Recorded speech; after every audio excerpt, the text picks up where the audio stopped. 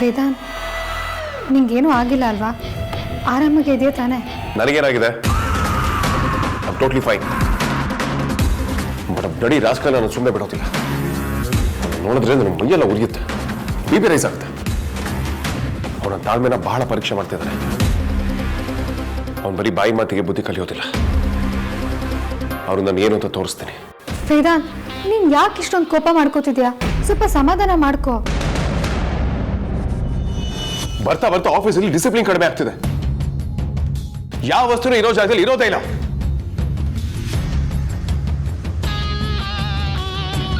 ಯಾಕೆ ರಜಾ, ಏನಾಯ್ತು? ಏನಾದ್ರೂ ಪ್ರಾಬ್ಲಮಾ? ಯಾಕೆ ಇಷ್ಟೊಂದು ಕೋಪ ಮಾಡ್ಕೊಂಡಿದ್ಯಾ?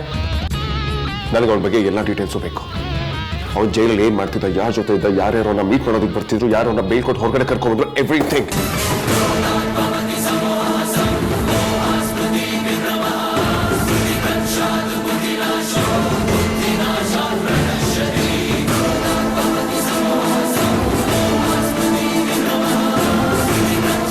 ಕಾಂತ, ನೀವು ಅರ್ಜೆಂಟಾಗಿ ಒಂದು ಕೆಲಸ ಮಾಡಬೇಕು.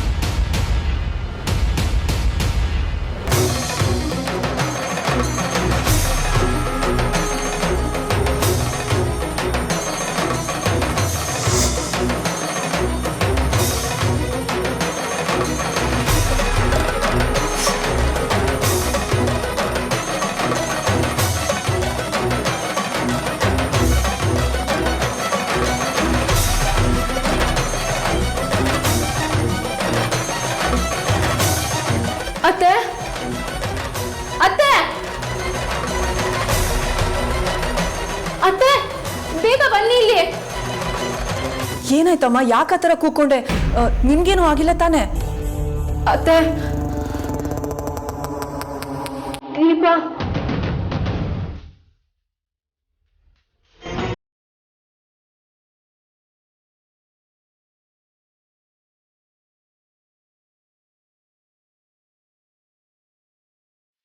ಅಯ್ಯೋ ಭಗವಂತ, ಇದೇನಮ್ಮ ಇದು?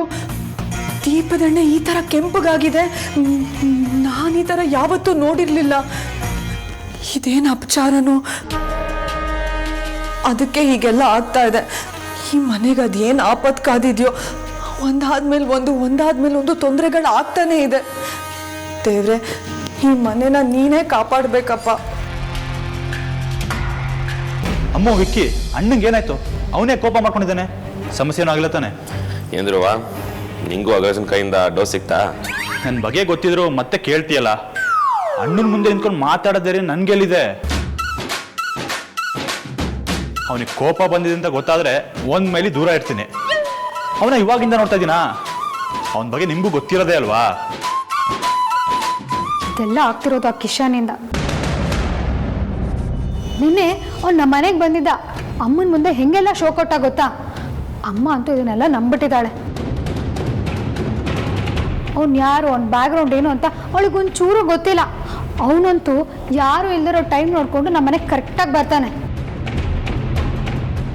ಅಮ್ಮನ ಹತ್ರ ಸುಳ್ಳೆಲ್ಲ ಹೇಳಿ ನಂಬಿಸ್ಬಿಡ್ಬೋದು ಅಂತ. ವಾಟ್? ಅವನು ನಿಮ್ಮ ಮನೆಗೆ ಪದೇ ಪದೇ ಬರ್ತಾನ? ಅತ್ತೆ ಮುಂದೆ ಅಷ್ಟೊಂದೆಲ್ಲ ಶೋ ಕೊಡ್ತಾನ? ಫೈನ್. ಅತ್ತೆ ಯಾಕೆ ಅವನ್ನ ಅಷ್ಟೊಂದು ಈಸಿಯಾಗಿ ನಂಬ್ತಾ ಇದ್ದಾರೆ? ಯಾವಾಗಲೂ ಬರಲ್ಲ ಬಾವ. ಅದೇ ನಾನು ಹೇಳಿದ್ನಲ್ಲ, ನಾವು ಯಾರು ಇಲ್ಲದೆ ಇರುವಾಗ, ಅಂದರೆ ಅಪ್ಪ ಅಮ್ಮ ಇಬ್ಬರೇ ಇರುವಾಗ ಬರ್ತಾನೆ. ಬಂದು ನಾನು ಸಮಾಜ ಸೇವೆ ಮಾಡ್ತೀನಿ, ಹಾಗೆ ಮಾಡ್ತೀನಿ, ಹೀಗೆ ಮಾಡ್ತೀನಿ ಅಂತ ಬಿಲ್ಡಪ್ ಎಲ್ಲ ಕೊಡ್ತಾನೆ ಬಾವ. ಅದೆಲ್ಲ ಇವರು ನಿಜ ಅಂತ ನಂಬಿಡ್ತಾರೆ. ದುರದೃಷ್ಟಕ್ಕೆ ಆಲ್ರೆಡಿ ನಂಬಿಟ್ಟಿದ್ದಾರೆ.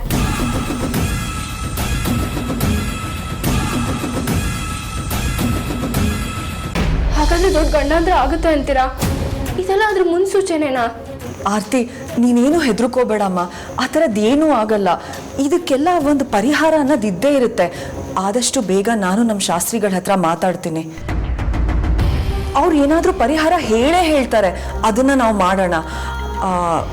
ಆದರೆ ಆರ್ತಿ, ಮನೇಲಿ ಈ ವಿಷಯನ ವಿಕ್ಕಿಗೆ, ಅಮ್ಮಂಗೆ ಯಾರಿಗೂ ಹೇಳಬೇಡ. ಅಮ್ಮಗೆ ಮಾತ್ರ ಹೇಳಲೇಬೇಡ. ಹೌದಾ? ಯಾಕತ್ತೆ? ಅಂದರೆ ಅಮ್ಮು ವೇದಾಂತ್ ಮದುವೆ ಬೇರೆ ಹತ್ರ ಬರ್ತಾ ಇದೆ. ಎಲ್ಲರೂ ಈ ವಿಷಯನ ಆ ಮದುವೆಗೆ ಲಿಂಕ್ ಮಾಡಿಬಿಟ್ರೆ ಇದೆಲ್ಲದಕ್ಕೂ ಅಮ್ಮನೇ ಕಾರಣ. ಅಮ್ಮು ಮನೆಗೆ ಬಂದಿದ್ದ ಗಳಿಗೆನೇ ಸರಿ ಇಲ್ಲ, ಮನೆಗೆ ಬರ್ತಾನೆ ಅಪಶಕ್ನ ಹೊತ್ಕೊಂಡ್ಬಂದಿದ್ದಾರೆ ಅಂತ ಅಂದ್ಬಿಟ್ರೆ, ಆಮೇಲೆ ಇದಕ್ಕೆಲ್ಲ ಅವಳ ಕಾಲ್ಗುಣ ಸರಿ ಇಲ್ಲ ಅಂತ ಮಾತಾಡಕ್ಕೆ ಶುರು ಮಾಡ್ತಾರೆ. ನಮ್ಮಮ್ಮ ತುಂಬ ಒಳ್ಳೆ ಹುಡುಗಿ, ಅವಳಿಗೆ ಅನ್ಯಾಯ ಆಗಬಾರ್ದು. ಹೆಣ್ಮಕ್ಳು ಕಣ್ಣೀರು ಹಾಕಿದ್ರೆ ಈ ಮನೆಗೆ ಒಳ್ಳೇದಾಗುತ್ತಾ ಆರ್ತಿ? ಇಲ್ಲ ಅಲ್ವಾ? ಆಮೇಲೆ ನನಗೆ ಹೇಳಿದ್ನಲ್ಲ, ವೇದಾಂತ್ ಮತ್ತು ಅಮ್ಮು ಮದುವೆ ಬಗ್ಗೆ ನಂಗೊಂದು ಕೆಟ್ಟ ಕನಸು ಬಿದ್ದಿತ್ತು ಅಂತ. ಎಲ್ಲಿ ಅದಕ್ಕೂ ಇದಕ್ಕೂ ಸಂಬಂಧ ಇದೆಯೋ ಅಂತ ಅನ್ನಿಸ್ತಾ ಇದೆ ಆರ್ತಿ. ಹೌದತ್ತೆ, ಇದನ್ನೆಲ್ಲ ನೋಡ್ತಾ ಇದ್ರೆ ನನಗೂ ಹಾಗೆ ಅನ್ನಿಸ್ತಿದೆ. ಏನೋ ಆ ದೇವ್ರ ದಯೆಯಿಂದ ಅವರಿಬ್ಬರು ಮದುವೆಗೆ ಏನೂ ತೊಂದರೆ ಆಗದೆ ಇದ್ರೆ ಸಾಕು. ಆರ್ತಿ, ನೀನು ಇದ್ರ ಬಗ್ಗೆ ಜಾಸ್ತಿ ತಲೆ ಕೆಡಿಸ್ಕೋಬೇಡ. ನಾನು ಆದಷ್ಟು ಬೇಗ ಶಾಸ್ತ್ರಿಗಳ ಹತ್ರ ಮಾತಾಡಿ ನಿನಗೂ ಹೇಳ್ತೀನಿ, ಸರಿನಾ? ನೀನು ಹೋಗಮ್ಮ.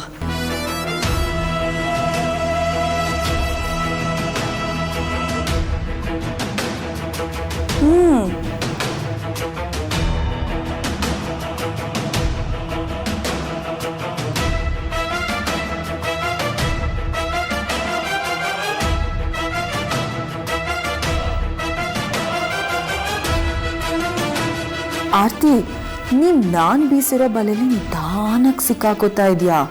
ಬಲೆಯಲ್ಲಿ ಬಿದ್ಮೇಲೆ ಮುಗೀತು, ಹೊಸರಾಡೋಕ್ಕೂ ಆಗಲ್ಲ. ನಾನು ಅನ್ಕೊಂಡ ಹಾಗೇನೆ ಎಲ್ಲ ಆದರೆ ಅಮ್ಮು ವೇದಾಂತ್ ಮದುವೆಗೆ ನೀನೇ ದೊಡ್ಡ ವಿಲನ್ ಆಗ್ತೀಯ.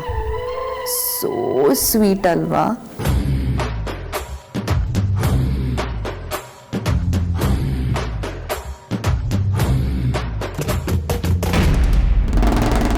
ನಾನು ನಮ್ಮ ಆಫೀಸ್ ಮುಂದೆ ಅನಾಥಾಶ್ರಮದಿಂದ ಬರೋದನ್ನ ತುಂಬಾ ಸಲ ನೋಡಿದ್ದೀನಿ. ಅದ್ರಲ್ಲಿ ಯಾಕೆ ಹೋಗ್ತಾನೆ, ಹೋಗಿ ಏನು ಮಾಡ್ತಾನೆ ಅಂತ ಮಾತ್ರ ಗೊತ್ತಿಲ್ಲ. ಧ್ರುವ, ಅವನು ಸಾಮಾನ್ಯದವನಲ್ಲ. ಯಾವ ಟೈಮಲ್ಲಿ ಏನು ಮಾಡ್ತಾನೆ ಅಂತ ಹೇಳೋಕ್ಕಾಗಲ್ಲ. ಎಲ್ರ ಮುಂದೆ ತುಂಬ ಒಳ್ಳೆಯವನ ನಟಿಸ್ತಾನೆ, ಆದರೆ ಅವನ ನಂಬಾರ್ದು. ಅವನು ಮಾಡೋದೆಲ್ಲ ನಾಟಕ. ಅವನು ಒಳ್ಳೆಯವನು ಅಂತ ತೋರಿಸ್ಕೊಳ್ಳೋಕ್ಕೆ ಯಾವ ಲೆವೆಲ್ಗೆ ಬೇಕಾದ್ರೂ ಇಳಿತಾನೆ. ಬಾಸ್ಟರ್ಡ್. ಭಾವ, ನೀವು ಫಸ್ಟು ಕೂಲ್ ಆಗಿ, ನೀವು ಅಣ್ಣ ತಮ್ಮ ಇಬ್ರು ಒಂದೇ ಥರ, ಮೂಗಿಂತದಿನಲ್ಲೇ ಕೋಪ ಇರುತ್ತೆ. ಆ ರೋಬೋಟ್ನ ತಣ್ಣಗೆ ಮಾಡೋಷ್ಟರಲ್ಲಿ ನಾನು ಸುಸ್ತಾಗಿ ಹೋಗಿರ್ತೀನಿ. ಮೊದಲೇ ರೋಬೋಟು ನೀರಾಗಿ ಕೂಲ್ ಮಾಡೋಣ ಅಂದರೆ ಎಲ್ಲಿ ಶಾರ್ಟ್ ಸರ್ಕ್ಯೂಟ್ ಆಗಿ ನಮ್ಮನ್ನೆಲ್ಲ ಒಟ್ಟಿಗೆ ಕೊಯ್ಂಗ್ ಕನ್ಸ್ಬಿಡ್ತಾನೆ ಅನ್ನೋ ಭಯ. ನಮ್ಮ ಅಗ್ರಜನ್ ಕೋಪ ಬಂದರೆ ಅವನನ್ನು ಕಂಟ್ರೋಲ್ ಮಾಡೋ ಧೈರ್ಯ ಯಾರಿಗೂ ಇಲ್ಲ. ಬೇರೆ ಆಲ್ಟರ್ನೇಟ್ ಪ್ಲಾನ್ ಏನು ಅಂದರೆ ಅವನ್ನ ಬೇರೆ ಕಡೆ ಮೈಂಡ್ ಡೈವರ್ಟ್ ಮಾಡಬೇಕು.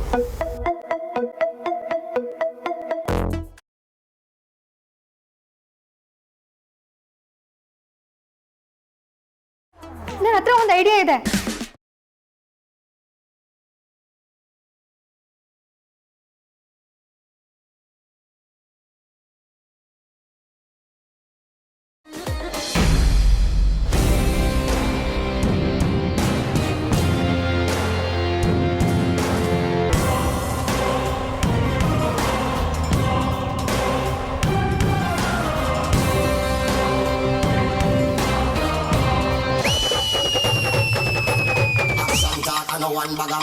One bag of mouth, bag of mouth.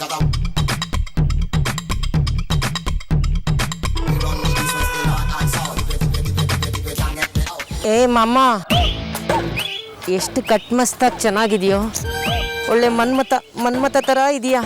ಹಾಂ, ನಂದೇ ದೃಷ್ಟಿ ತಗುತ್ತೆ, ಬಾ ದೃಷ್ಟಿ ತೆಗಿತೀನಿ. ಏಯ್, ಮೈ ಮುಟ್ಟು ಮಾತಾಡ್ಸ್ಬೇಡ ನೀನು. ದೋಣೆ ಎತ್ಕೋ. ಮೈಕೆ ಮುಟ್ಟ ಮಾತಾಡ್ಸ ಬರಲ್ವಾ ನಿಂಗೆ? ಮಾತಾಡ್ತಾ ಮೈ ಮೇಲೆ ಬರ್ತೀಯಲ್ಲ, ಬಿಟ್ಟರೆ ತಲೆ ಮೇಲೆ ಕೂತ್ಕೊಬಿಡ್ತೀಯಲ್ವಾ? ಹಾಗೆಲ್ಲ ಸಿಡುಕ್ಬಾರ್ದು ಕಣೋ ಸುಂದ್ರ. ಇಷ್ಟಕ್ಕೆಲ್ಲ ಯಾರಾದರೂ ಮೂತಿ ಮುರಿ ಥರ ನಾವು ದಿನ ಎಷ್ಟು ಜನ ನೋಡ್ತೀವಿ ಗೊತ್ತಾ? ಅವ್ರು ಯಾರೂ ಈ ಥರ ಸಿಡ್ಕಲ್ಲ, ನಮಗೆಲ್ಲ ಎಷ್ಟು ಪ್ರೀತಿ ತೋರಿಸ್ತಾರೆ. ನಾವೇ ನಿನ್ನ ಆಸ್ತಿ ಕೊಡು ಅಂತ ಕೇಳ್ತೀವಾ? ಇಲ್ಲ ನಿನ್ನ ಹೃದಯದಲ್ಲಿ ಜಾಗ ಕೊಡು ಅಂತ ಕೇಳ್ತೀವಾ? ಏನಿಲ್ವಲ್ಲ, ಏನೋ ನೋಡೋಕೆ ಅಮಿತಾಬ್ ಬಚ್ಚನ್ ಥರ ಇದೆಯಾ ಅಂತ ಮುಟ್ಟಿದ್ನಪ್ಪ, ಅಷ್ಟಕ್ಕೆಲ್ಲ ಸಿಡ್ಕೋದಾ? ಹೋಗ್ಲಿ, ಏನಾದರೂ ಕೊಡು.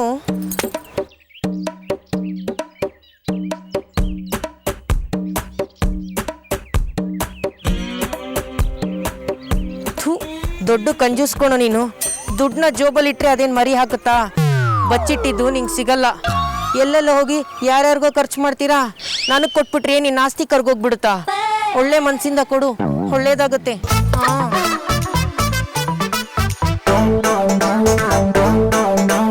ಥೂ, ಚಿಂದಿ ಫೆಲೋ, ಬರೀ ಚಿಕ್ಕ ನೋಟೇ ಕೊಡ್ತೀಯಾ? ದೊಡ್ಡ ನೋಟ್ ಕೊಡಬಾರ್ದಾ? ದೊಡ್ಡ ನೋಟ್ ಏನು ನಿನ್ನ ಬಿಟ್ಟೋಗಲ್ಲ ಅನ್ನತ್ತಾ? ನೋಡೋಕ್ಕೆ ದೊಡ್ಡ ಮನುಷ್ಯನ ಥರ ಇದೆಯಾ? ದೊಡ್ಡ ನೋಟ್ ಕೊಡು.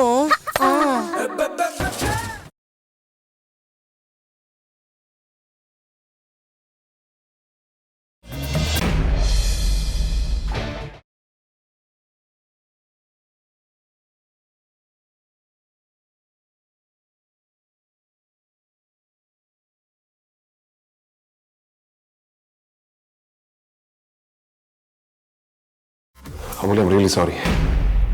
ನನಗೆ ಯಾಕೋ ಫೋಕಸ್ ಮಾಡೋದಕ್ಕಾಗ್ತಿಲ್ಲ. ಮೀಟಿಂಗ್ನ ಪೋಸ್ಟ್ಪೋನ್ ಮಾಡಿಸಿ.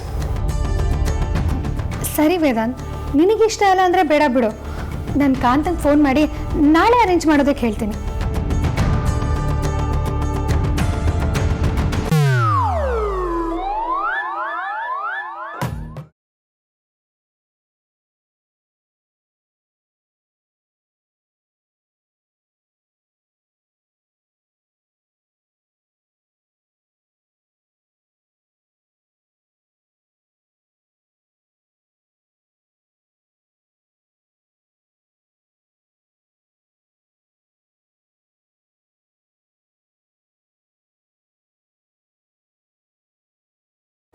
ಸಲಾಮ್ ಅಲೈಕುಮ್ ಮೇಡಮ್.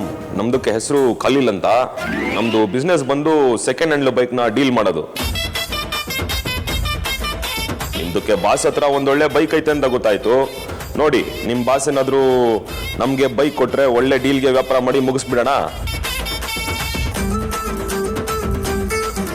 ಮಾಲ್ ಚೆನ್ನಾಗಿದ್ರೆ ಅಲ್ಲೇ ದುಡ್ಡು ಕೊಟ್ಟು ನಾವು ಬೈಕ್ನ ತಂದ್ಬಿಡ್ತೀವಿ. ಹೌದಾ? ನಮ್ಮ ವೇದಾಂತ್ ಹತ್ರ ಬೈಕ್ ಇದೆ. ಅಮೂಲ್ಯ, ಏನದು? ಯಾರ ಹತ್ರ ಮಾತಾಡ್ತಿದ್ಯಾ?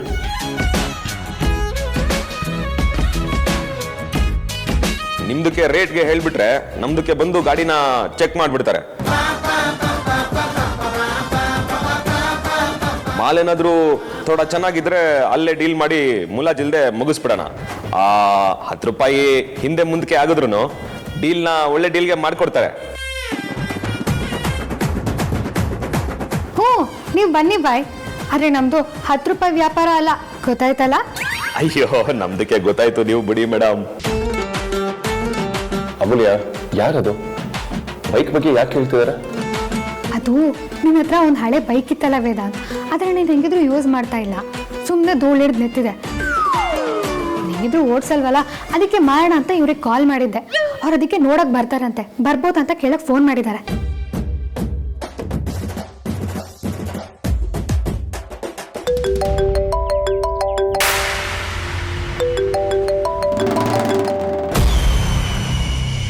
ಹೇಳೋಣ.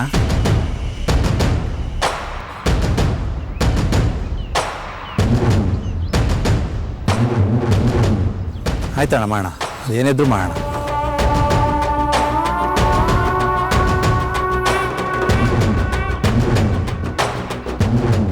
ನಮ್ಮ ಬಡ ಬಾಸು ಒಳ್ಳೆ ಕಷ್ಟದ ಕೆಲಸ ಕೊಟ್ಟಿದ್ದಾರೆ.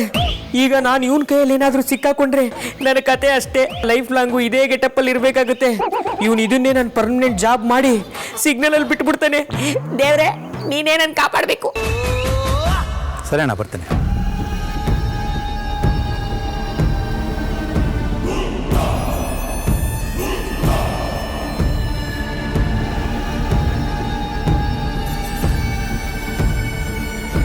ಸರಿ ಅಣ್ಣ, ಇಲ್ಲ ಅಣ್ಣ.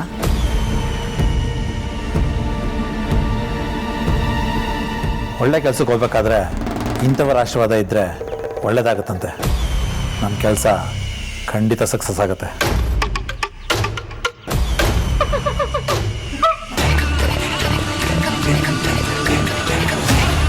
ಇವಾಗಿದ್ಲು ಎಲ್ಲೋದ್ಲೇಳು?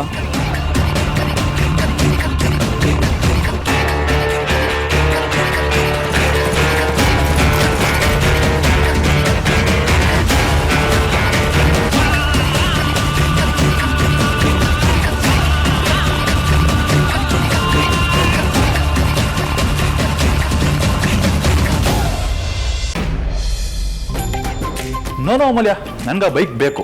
ನಾವು ಯಾವುದೇ ಕಾರಣಕ್ಕೂ ಅದನ್ನ ಮಾರಲ್ಲ. ಅವ್ರಿಗೆ ಆ ಥರ ಹೇಳ್ಬಿಡು. ಇದೇನ್ ಮೇಡಮ್, ನೀವು ನೋಡಿದ್ರೆ ಗಾಡಿಗೆ ಮಾರಬೇಕು ಅಂತಾರೆ, ನಿಮ್ಮ ಬಾಸ್ ನೋಡಿದ್ರೆ ಗಾಡಿ ಮಾರಲ್ಲ ಅಂತಾರೆ. ಇದೇನು ಬಚ್ಚದು ವ್ಯಾಪಾರ ಕೆಟ್ಟೋಯ್ತು.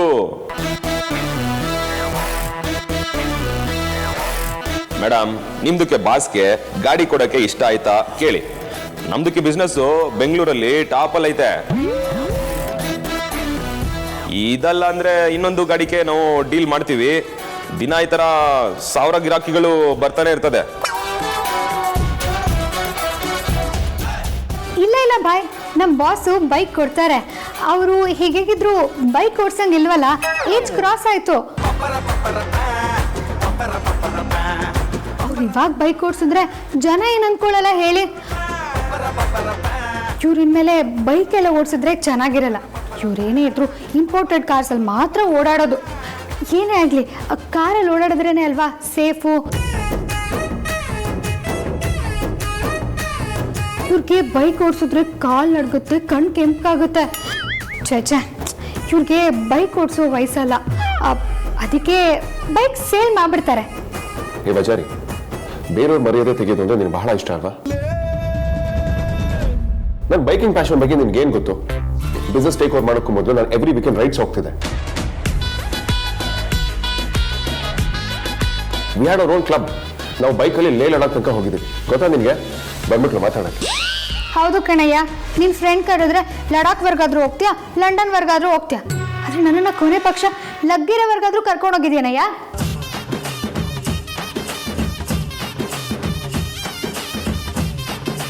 ಇಷ್ಟು ತಿಂದಲ್ಲಿ ಒಂದ್ಸಲನಾದ್ರೂ ಲಾಂಗ್ ಡ್ರೈವ್ ಕರ್ಕೊಂಡು ಹೋಗಿದ್ಯಾ?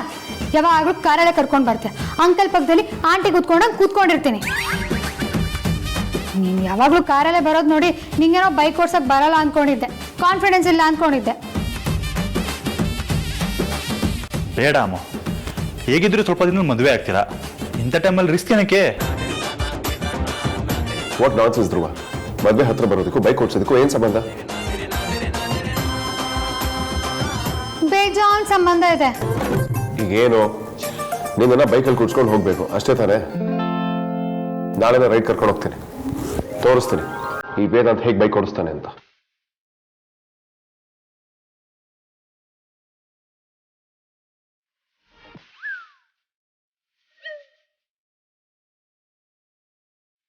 ಏನ್ ಮೇಡಮ್, ನಿಮ್ದಕ್ಕೆ ಲಾಂಗ್ ಡ್ರೈವ್ ಹೋಗ್ಬೇಕು ಅಂತ ನಮ್ದಕ್ಕೆ ಟೈಮ್ ವೇಸ್ಟ್ ಮಾಡ್ಬಿಟ್ರಿ. ಕೋಯಿ ಬಾತ್ ನೈ. ನಿಮ್ದಕ್ಕೆ ಬಾಸ್ ಜೊತೆ ನೀವು ಲಾಂಗ್ ಡ್ರೈವ್ ಹೋಗಿ ಬನ್ನಿ. ಅಕಸ್ಮಾತು ನಿಮ್ದಕ್ಕೆ ಬೈಕ್ಗೆ ಸೇಲ್ ಮಾಡಬೇಕು, ನಮ್ದಕ್ಕೆ ಕಾಲ್ ಹಚ್ಚಿ 24 hours ನಮ್ದು ಆಫೀಸ್ ಓಪನ್ ಇರ್ತದೆ. ನಾನು ಬೈಕ್ ಮಾರೋದಿಲ್ಲ ಕಣಯ್ಯ. ನನ್ನ ಗರ್ಲ್ಫ್ರೆಂಡ್ ಕರ್ಕೊಂಡು ನಾನು ಲಾಂಗ್ ರೈಡ್ಗೆ ಹೋಗ್ತೀನಿ. ಹೊರಡಯ್ಯ. ಇನ್ಶಾಲ್ಲಾ.